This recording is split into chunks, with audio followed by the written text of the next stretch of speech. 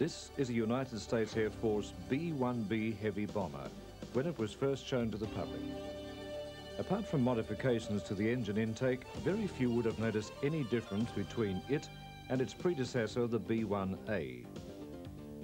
However, because of the evolution of technology, the B-1B in many ways was a very different aircraft indeed from its predecessor.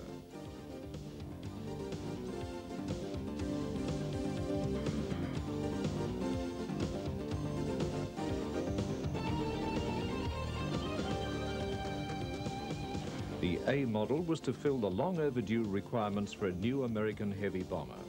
However, due to political, more than technical problems, the project was cancelled. But over the next several years, Rockwell, its manufacturer, and the Air Force revised the aircraft's parameters.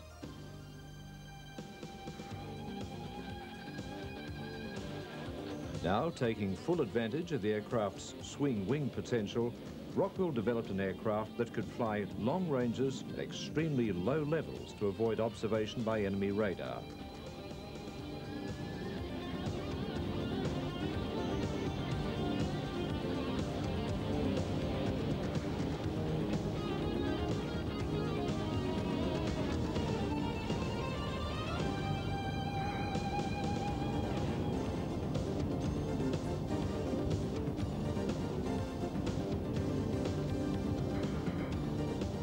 Many of the differences between the A and B models can be found in various forms of detection evasion electronics. So this potent weapon is able to fly quite literally unobserved into the heart of enemy territory.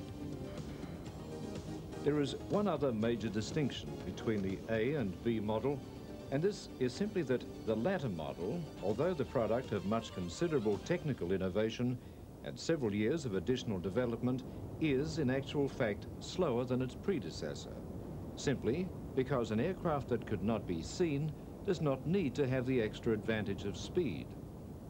However, this was not always the case, and virtually throughout the history of aviation, the quest was for faster and still faster aircraft.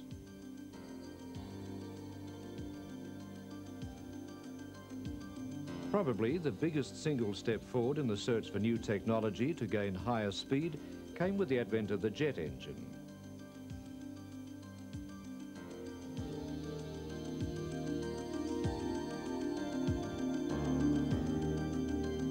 But although it was to be pre-war Germany which first utilized jet power, American engineers employed the concept on experimental aircraft way before the war's end with aircraft like this Bell Aero Comet.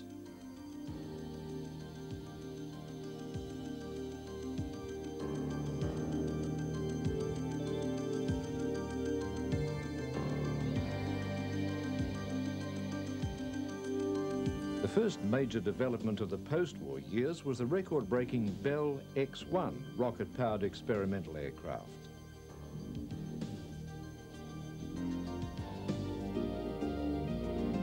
Dropped from a Second World War bomber on December 9, 1946.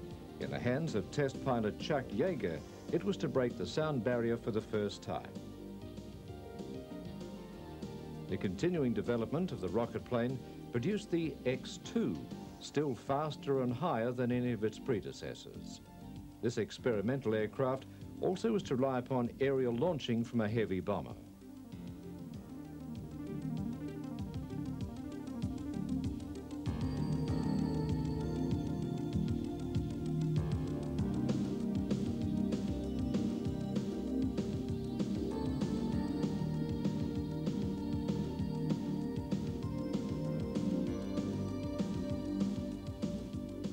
The quest for higher speed put phenomenal stress not only on aircraft, but also on their pilots. The risk of even a minor malfunction at the speeds now being attempted was enormous, and the sensations that every pilot carried with them, as they would constantly be required to keep increasing speed, are something that they alone could experience.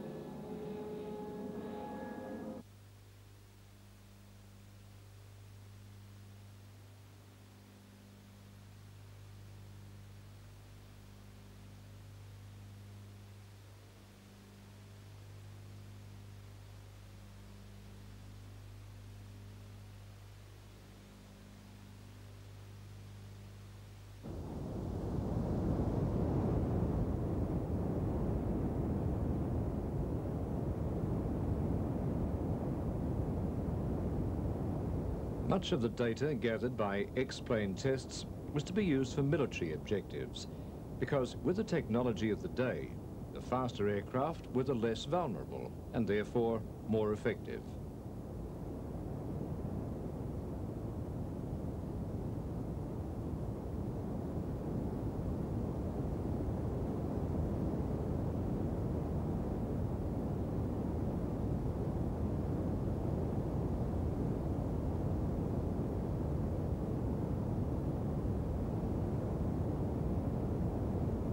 Some of the lessons learned from the X-plane program were applied to American fighter aircraft and also to its bomber forces.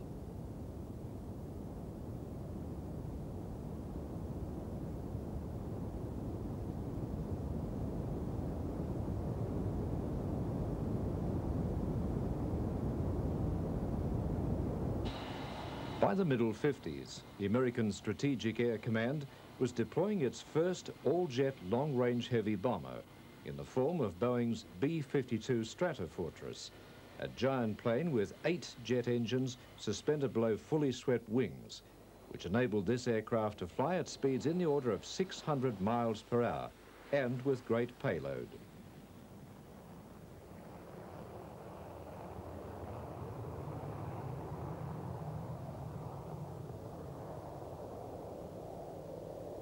But although the B-52 was to prove one of the major successes of post-war aviation, its speed was nothing like the X-planes.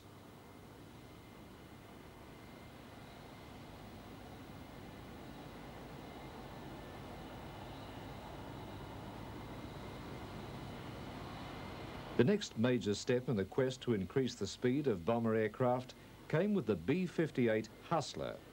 This was a delta wing concept developed by Convair to produce a bomber aircraft which could actually fly at and sustain supersonic speeds, but to obtain this performance, the plane was relatively small and could only be classed as a medium bomber.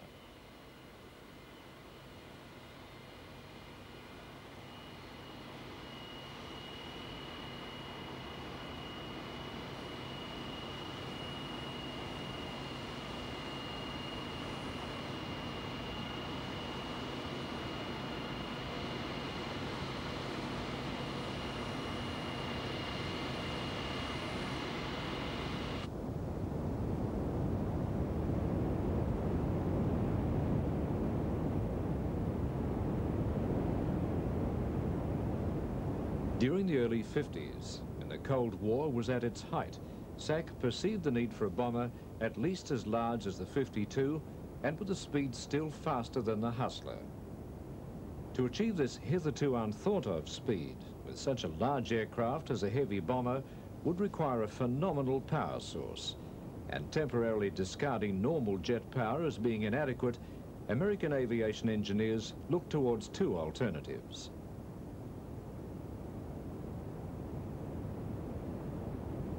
The first was nuclear power, used successfully to propel submarines.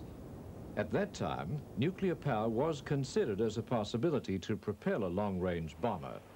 To this end, Convair converted a conventional B-36, not unlike this one, to actually carry aloft a fully commissioned nuclear reactor. The crew was successfully insulated by lead shielding, and although no attempt was made at this stage to transfer power to propel the aircraft, tests were carried out in earnest.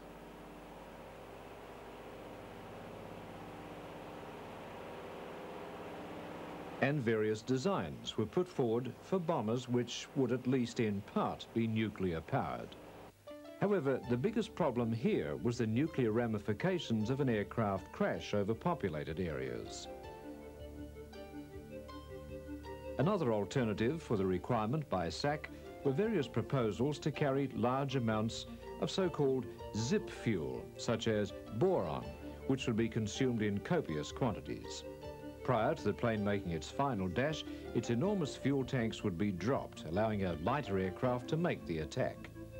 But a far more novel approach to attacking the problem came from North American aviation, which used a concept of compression lift. The plan provided for 6 enormous jet engines contained in a tapered shape under the aircraft. Thus, forcing air away from the center section at high speed. The design also allowed for this air to be trapped by the outer edge of each wing when it was lowered. The compressed air would act to lift the aircraft and help propel it at a speed 3 times that of sound. The XB-70 design was accepted by SAC in December '57. North American had a long string of successes, including a recent solution, the Navy's need for a supersonic strike bomber. By providing the twin-engine Vigilante, this aircraft was to combine in a small area speed and bombing capacity never previously made available for carrier use. But now, having put forward the compression lift concept for a bomber, North American's big problem was heat. Wind tunnel tests proved the theory could work, but produced such heat as to warp all previous conventional materials. To tackle the problem, North American would employ a honeycomb sandwich material made from stainless steel. It offered strength and dissipated heat through its honeycomb structure. The availability of this technology was fundamental in dealing with the problem of heat caused by speed.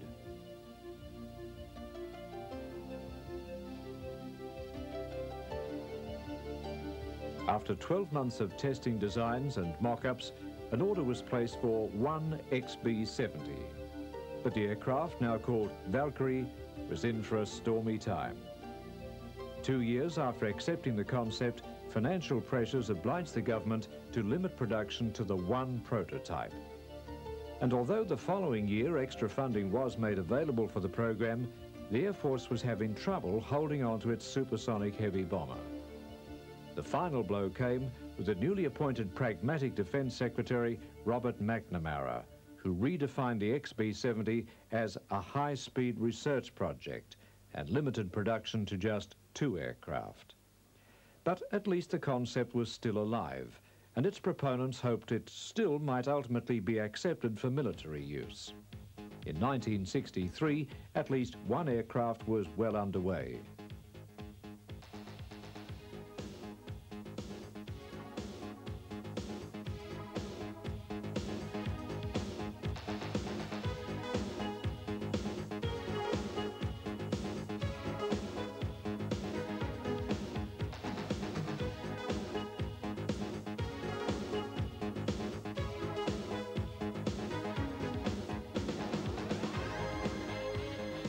The problems with dealing with new strong metals are sometimes solved by chemical milling, using acids to shape what machines could not.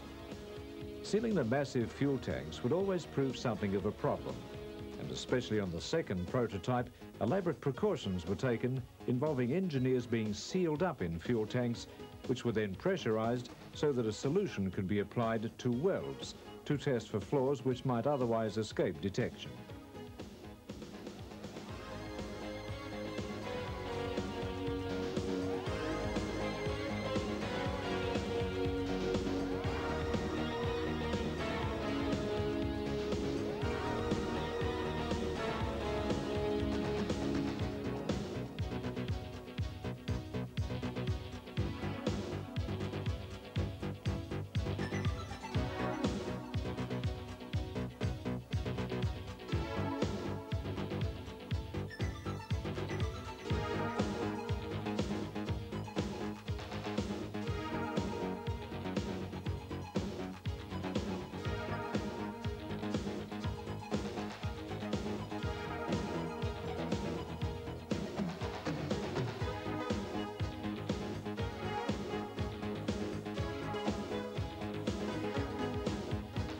Slowly, as the months passed, the components came together.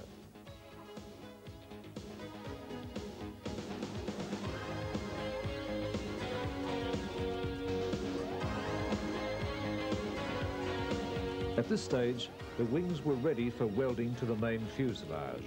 And after this was completed, every inch of the join was X-rayed for strength, with equipment like so much of the Valkyrie project that was especially developed for the one task.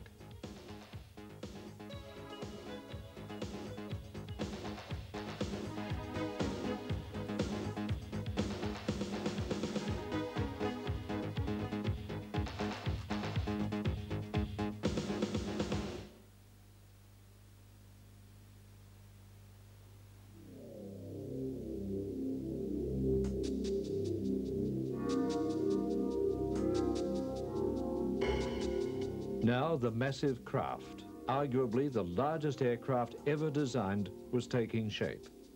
The engineers worked rotating shifts to ensure the aircraft's completion. But at no time could any shortcut be taken with a plane that was designed to fly as fast as a bullet. Everything was tested and tested again.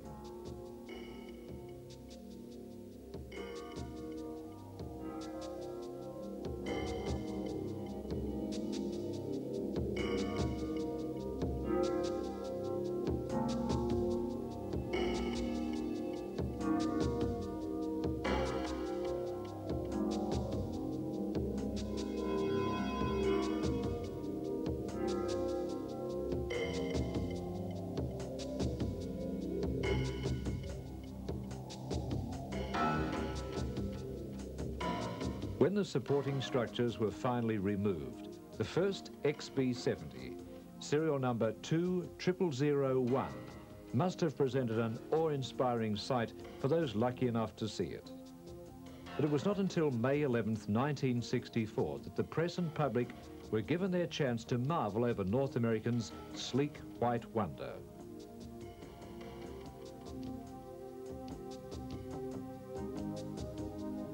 Brigadier General Fred J. Ascani, who directed the B-70 System Program Office, described the plane's various features.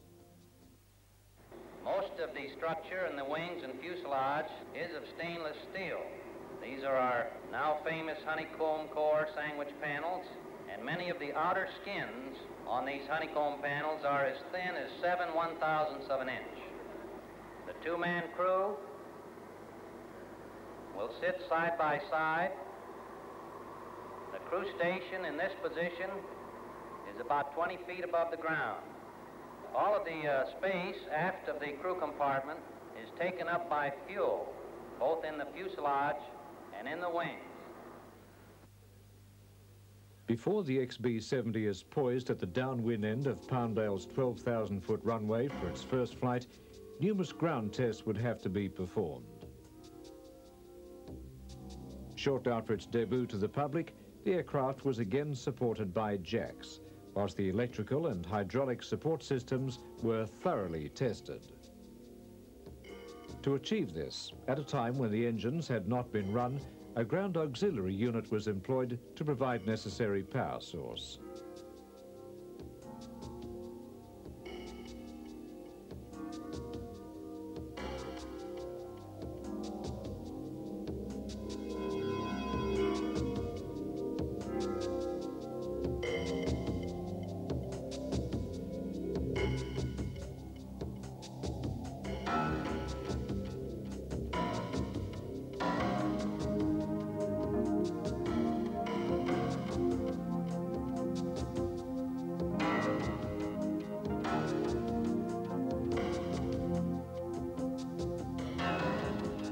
With this auxiliary power, all moving surfaces were subjected to vigorous testing. All flight controls, including the forward canards, the ailerons and rudders, were fail tested and tested again.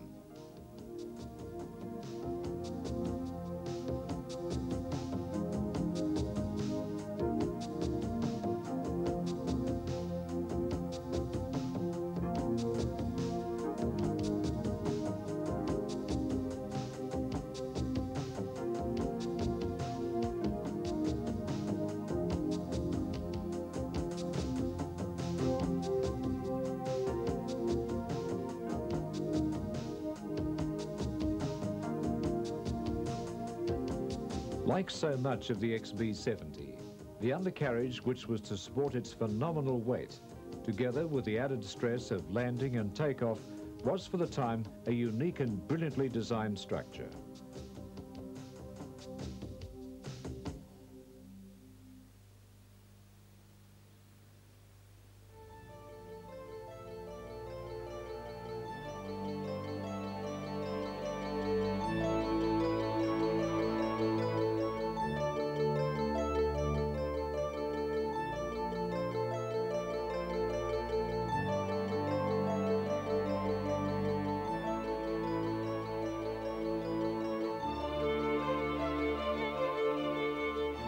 The forward twin wheels were conventional enough, but the main support gear would be required to rotate as well as fold the four-wheel bogie mechanism, which would be stored in the limited space available. And the whole process of extension or retraction of this clever but complex gear could be achieved in a little over 20 seconds.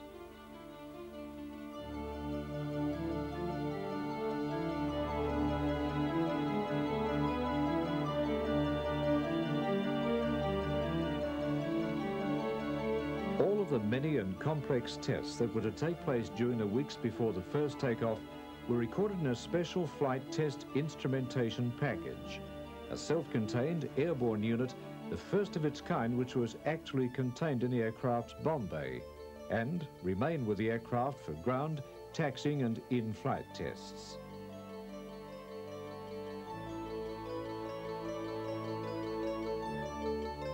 One of the final tests the XB-70 prototype was subjected to were vibration tests, designed to expose the gigantic fuselage and wing surfaces to the effects of vibration far beyond the point which it might expect to encounter in flight.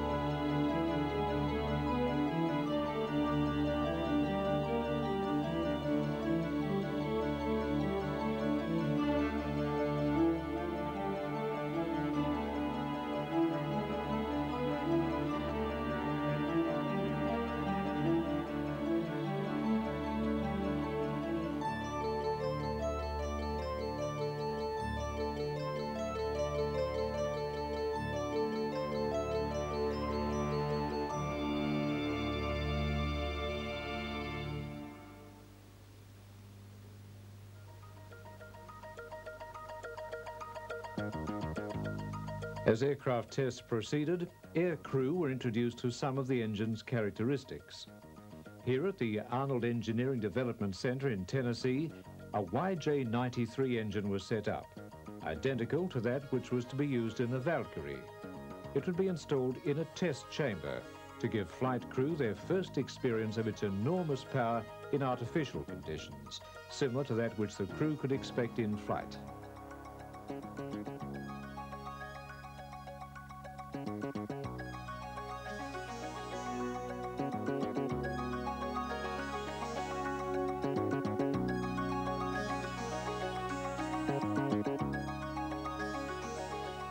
Seen here is Al White, North American's chief test pilot, the man chosen to take command of the XB-70 maiden flight. With him is Air Force pilot Joe Cotton, who'd be the co-pilot for much of the early test program. Another team shown here are Van Shepard from the aircraft manufacturer and Lieutenant Colonel Fitzhugh Fulton from the Air Force. They would represent the backup crew should one be needed. For months, these men would be embroiled in an extremely busy schedule of learning the techniques required to fly the world's most advanced and ambitious aviation project.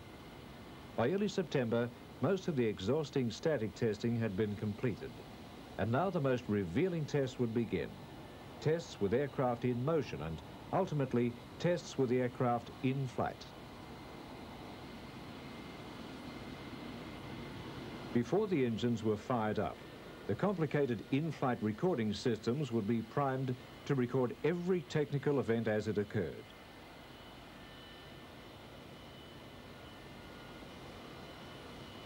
This view of the Valkyrie gives a clear picture of what became known as the six-pack, tightly gripped together, a phenomenally powerful combination of 6 mighty jet engines, which were hopefully to propel the Valkyrie at speeds not many years before considered impossible. And now, with its own power source available, all of the hundreds of mechanical functions which have to perform perfectly if the Valkyrie was to succeed were checked, as the aircraft was removed from all external power sources.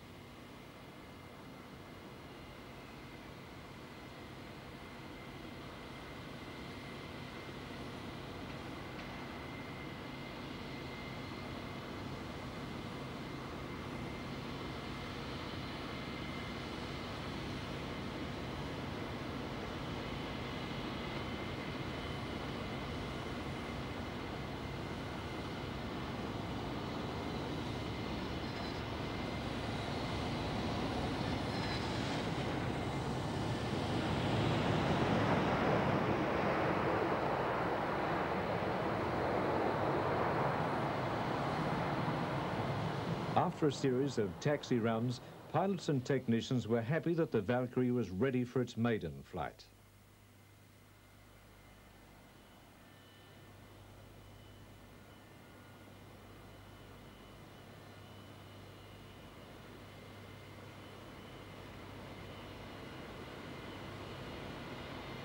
On September 21st, 1964, the first prototype of the XB-70A was positioning itself at the end of Palmdale Runway on what was to be a very historic moment for North American aviation and the United States Air Force.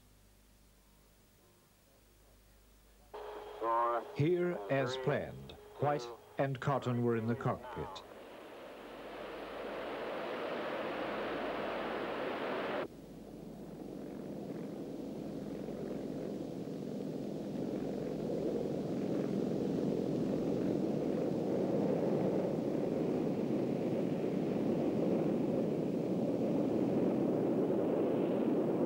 At exactly 8:38, the Valkyrie took to the air for the first time in what was to be a series of epoch-making test flights.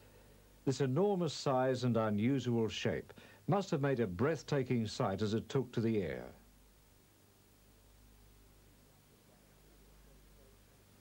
Accompanied by a single chase plane, simple routine checks were made as the pilots experienced the ways of the Valkyrie in flight. One of the first functions was to retract the aircraft's advanced undercarriage, but here a problem occurred when the mechanism failed to respond.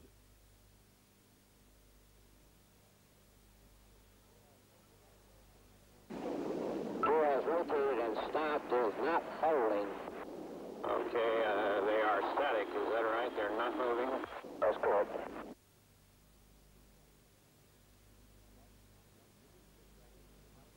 White, with millions of dollars of high technology in his hands, set the landing gear back into its original position. And all concerned must have watched with unbelievable tension as the gear slowly responded to the cockpit control. Clearly, the first tests were to be made wheels down. Nevertheless, an alternative plan was available and the plane continued on its maiden flight, although one engine was shut down when a warning light flashed. Still, over 60 minutes of valuable test flight was gained as the aircraft headed towards Edwards Air Force Base.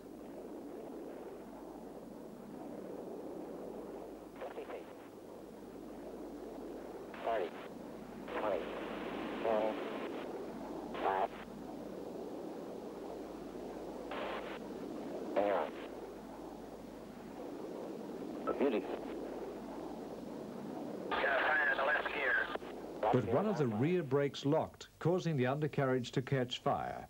However, 20 feet above the ground, with the aircraft handling impeccably, the crew had to be told of the event by the chase plane pilot.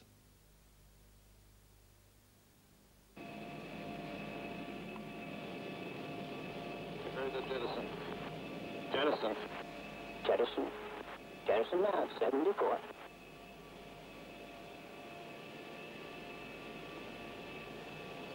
Looks as though your aft tires are blowing and they're both burning, but not very badly. You've got 3 fire trucks with you.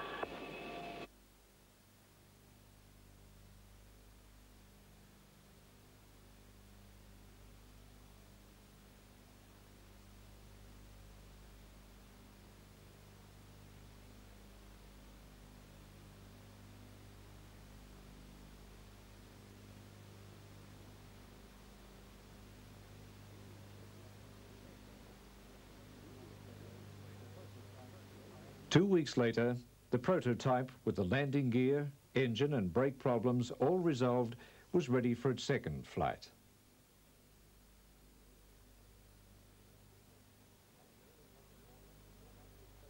On an early autumn morning, with the sun reflecting on its lower side, White rotated Test Air Vehicle number 1 into flight. On this occasion, there were 2 chase planes, so that the undercarriage retraction could be viewed from both sides, as a second attempt was made to lift the gear in flight.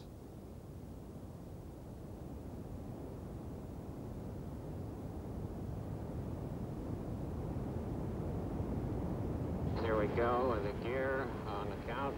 3, 2, 1. on. Gear up. Handle up. Again, anxious moments passed as the chase plane's crews watched. Green lights are out. It's good.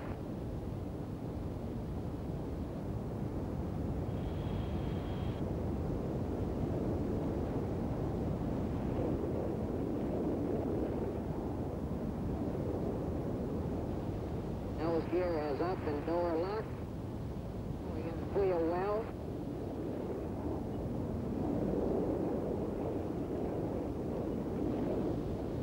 And both main gear doors are coming closed, and they're closed, and it looks clean now.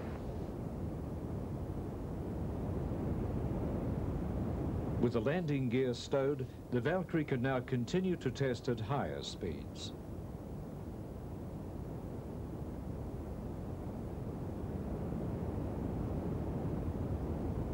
As the plane climbed in altitude, a warning light flashed in the cockpit, telling the pilots of a minor failure in one of the hydraulic systems. As an automatic precaution, White lowered the undercarriage again and headed the aircraft towards an alternative destination, Rogers Dry Lake, which would provide security of an 11-mile natural runway.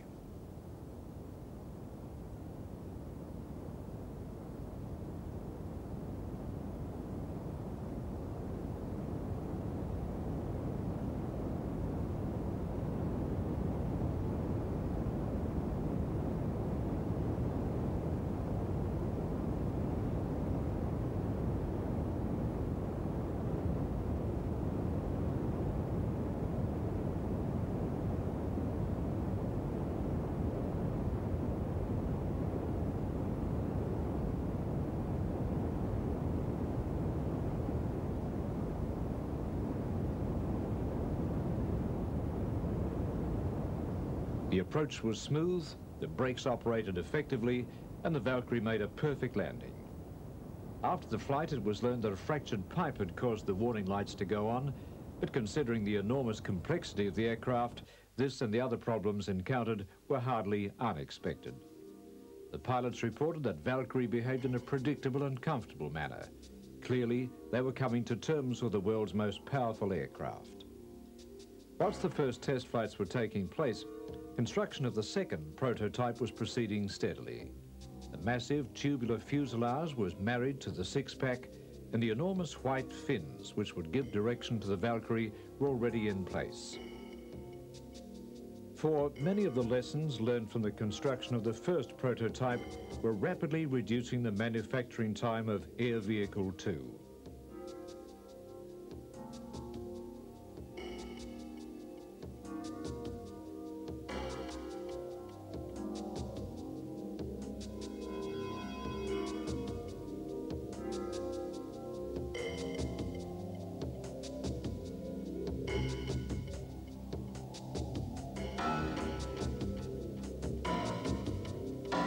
The second aircraft was to differ from the first in a subtle design change, adding an extra 5-degree dihedral to the wings, which was to improve flight stability. Here, one of the massive wingtips is being fitted. This unique feature is still, to this day, the largest single moving surface unit to be fitted to an aircraft. And their presence would enable the unique compression lift principle to assist in propelling North American's brainchild into the trisonic stage. Back at Edwards, Air Vehicle number 1 was rising to the sky again.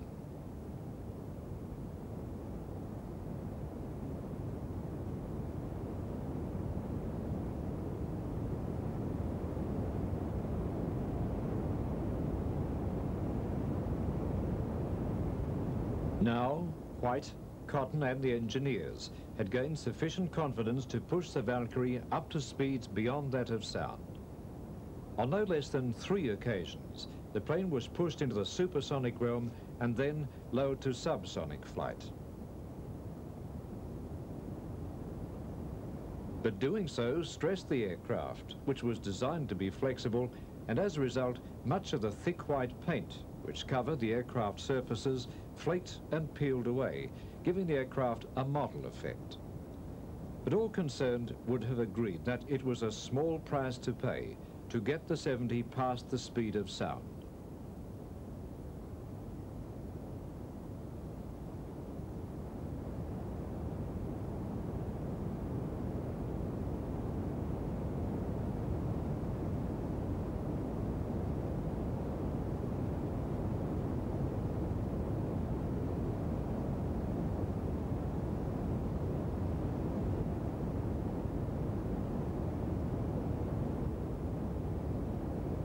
However, for this aircraft to reach its projected potential, it would have to go 3 times as fast.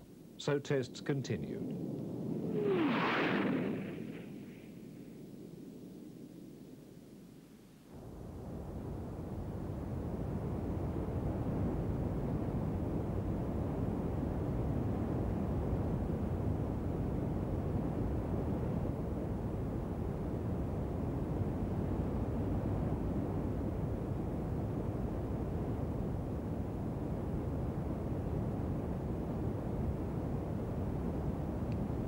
October 24th saw the 4th takeoff, and at approximately 40,000 feet, the folding tips, which had previously never been used, were lowered to the halfway position. This would improve the aircraft's stability and reduce the wing drag effect. And at this stage, Cotton applied full afterburners to the 6-pack, and the slender white shape of the Valkyrie started its steady increase in speed. And on the 14th of October 1965, during its 25th flight, at an altitude of 70,000 feet, with the wingtips fully lowered, Air Vehicle number 1 reached its goal, 3 times the speed of sound.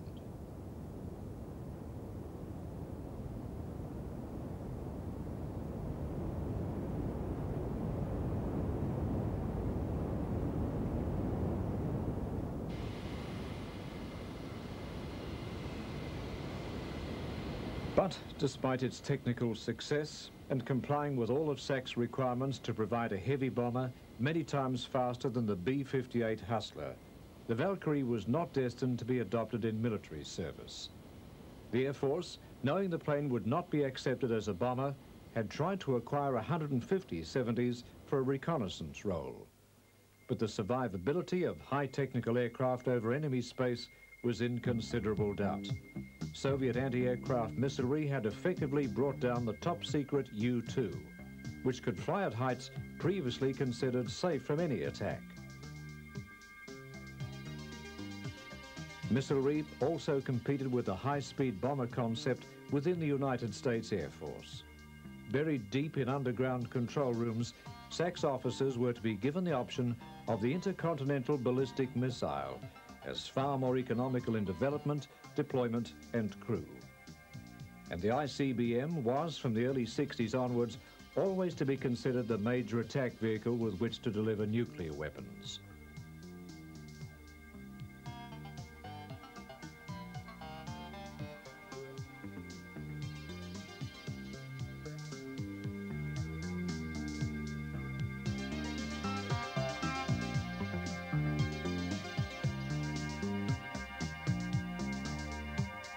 The ICBM also allowed the Navy to assert itself, as its submarines offered platforms which were highly mobile and could not be detected, an enormous advantage which the Air Force bombers would not enjoy until the advent of the B-1B.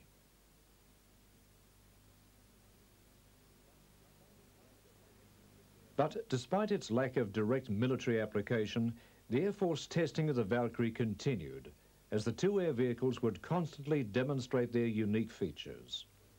One feature, the crew escape capsule, was a masterpiece of engineering.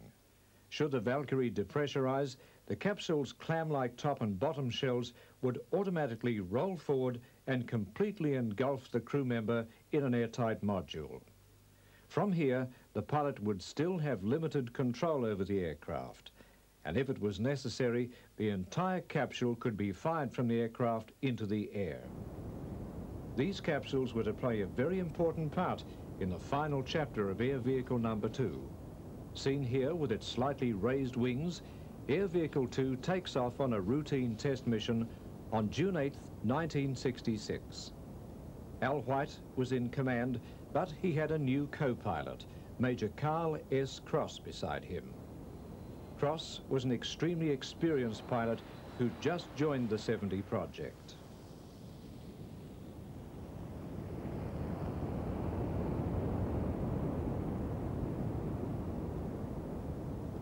At 8:27 in the morning, after testing, the Valkyrie was to form a formation with 4 chase planes, and the event would be recorded by an accompanying Learjet. The exercise was simple enough and should not have presented any problems. On the Valkyrie's inside right, there was an F-104 flown by test pilot Joe Walker, who was about to join the Valkyrie test program.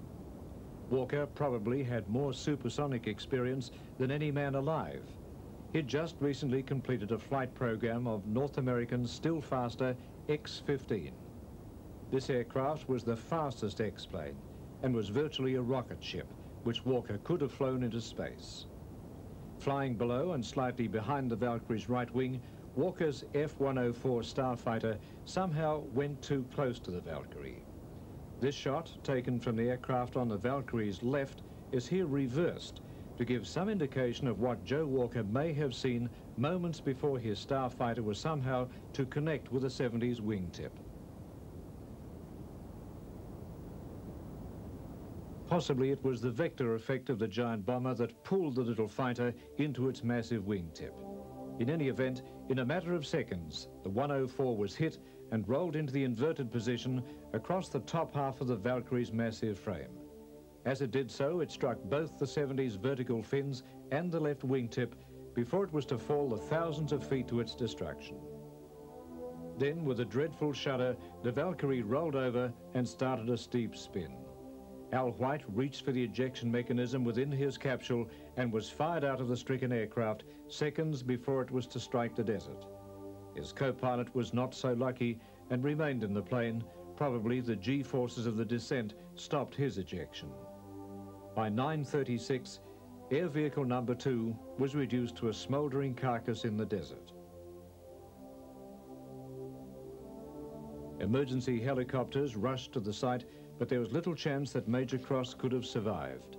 However, about 10 miles away, the escaped capsule containing Al White was spotted.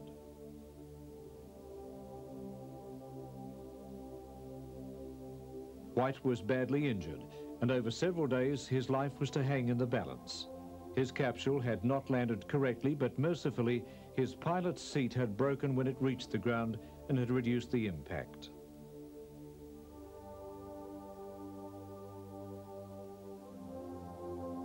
Over the days that followed, technicians and project officials would examine the wreckage, but the story was simple enough. Somehow the little 104 fighter had accidentally collided with the largest plane in the world. And on that fateful morning, in one action, America lost 2 brave test pilots and one of the only 2 Valkyries ever to be produced. Al White, who was the first pilot and had manned more flights of the 70 than any other, was ultimately to recover, but he did not fly in the XB-70 program again.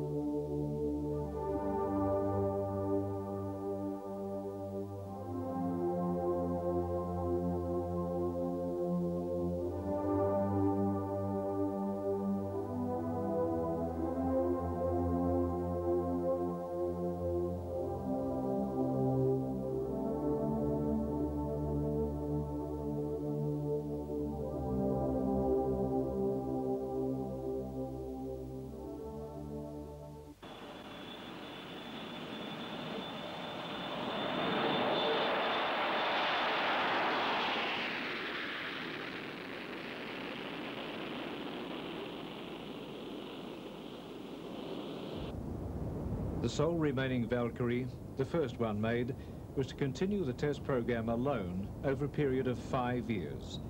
It was to log 83 test flights, and the research that it and it alone could do would provide valuable information in the United States supersonic transport evaluation and many other projects relating to size, weight, heat, and speed.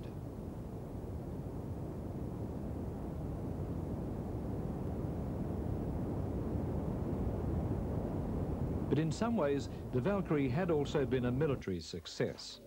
Years later, it was established that the Russians, fearing the potential of the XB-70, had been obliged to commit funds to develop their own smaller version.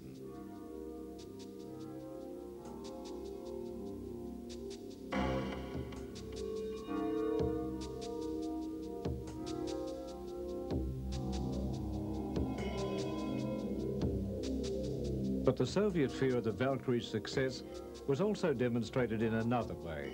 For it's now known that it developed a high-performance MiG-25 Foxbat at tremendous expense. And this fighter's sole function was to protect Russia from bomber aircraft that flew very high and very fast, aircraft like the Valkyrie. The paradox was that it seems likely that Russian scientists used North America's Vigilante bomber as a pattern for their high-performance Foxbat fighter. The similarities are just so close, both in size and shape, that it seems certain that Soviet technicians were using American research of the early 50s to protect the Soviet Union from American bombers of the 60s.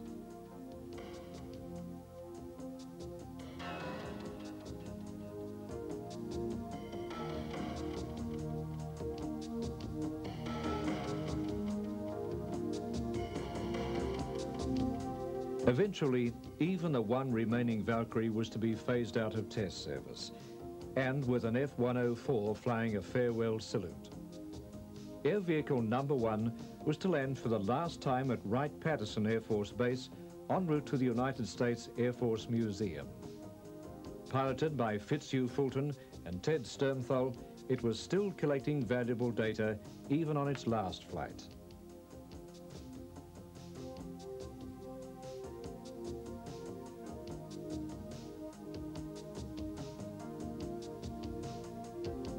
Shortly before it was signed over to the museum's curator, complete with its logbook at a brief ceremony. One of the pilots is reported to have said, "I would give anything to keep the Valkyrie in the air, except pay for it myself."